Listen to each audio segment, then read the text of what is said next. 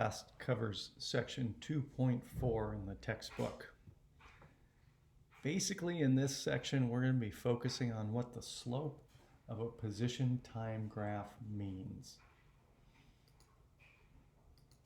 Let's pick a real easy example. Here's two runners. Here's the position time graph for each runner.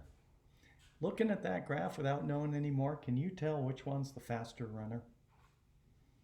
The one with the steeper slope. The greater slope shows that the red jogger travels faster. That's a key point through this, that the slope of a position time graph is the velocity. Here we kind of put it into a more mathematical way. But as I just said, the average velocity is the slope of a position time graph. Well, average velocity is change in displacement over time. You'll see in a minute that that's going to correspond to the slope on a position time graph.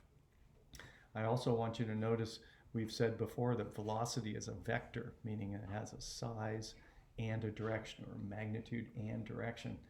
The magnitude is how steep the slope is. The direction is it a positive slope or a negative slope? Because that'll tell you you're moving in the positive direction or the negative direction. Speed, like in a car, you say, oh, I'm going 10 miles an hour. You don't say which direction. So average speed is just the absolute value of the velocity or the magnitude of the velocity. And since velocity is the slope, it means it's the average speed then is just the absolute value of the slope. Let's see how that works here. Can you tell, first off, which way the object's moving? Well, it's a negative slope, so that should mean they're moving backwards. So first thing we do is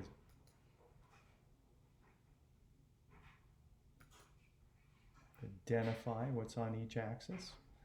You see we have a rise over a run, so that's why the velocity, average velocity, is the slope.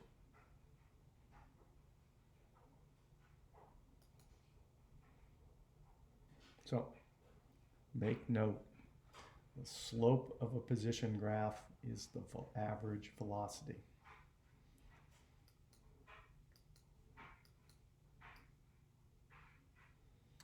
We've also talked about instantaneous.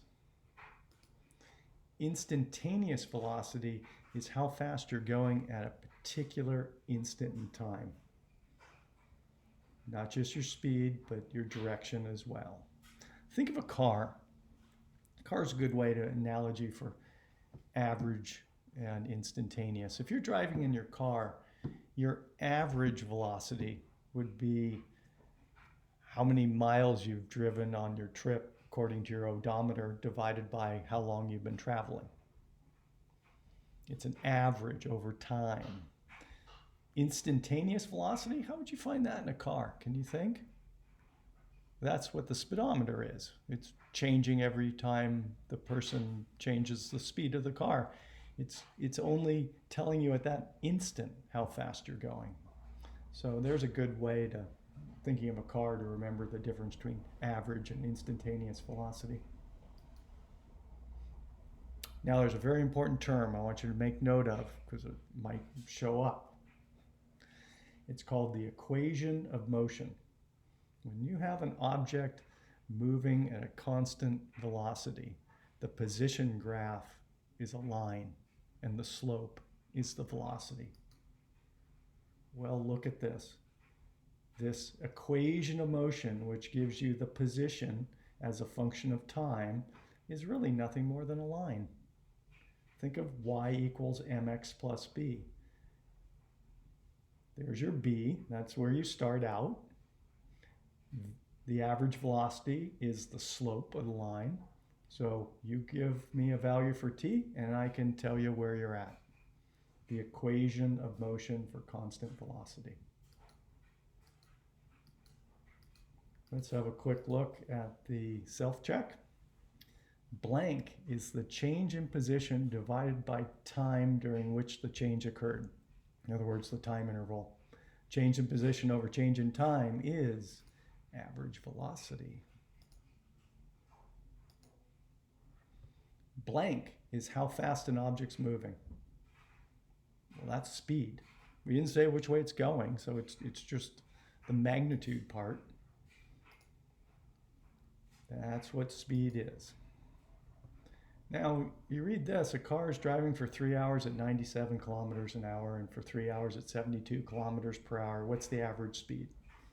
Well, first off, it's a trick question in some ways because notice 85 is the number. So we don't have to do the math. What they're really asking us is, what are the units of average velocity? Well, speed and velocity both have the same units. It's displacement over time. The only one here that we have a choice of, given we're working in kilometers and hours, is 85 kilometers per hour. Based on this graph, what is the object's velocity at 2 seconds? Well, first off, does it change? No, that's a straight line. It has a constant slope everywhere. Velocity is the slope. So we can find the slope of this line and it will be the velocity for all times shown. Well, slope is rise over run. It goes down 20 and over 4. So minus 20 divide 4 is minus 5. Now this is a velocity, so we had to include the minus sign because it has to include the direction. That's why D is not the correct answer.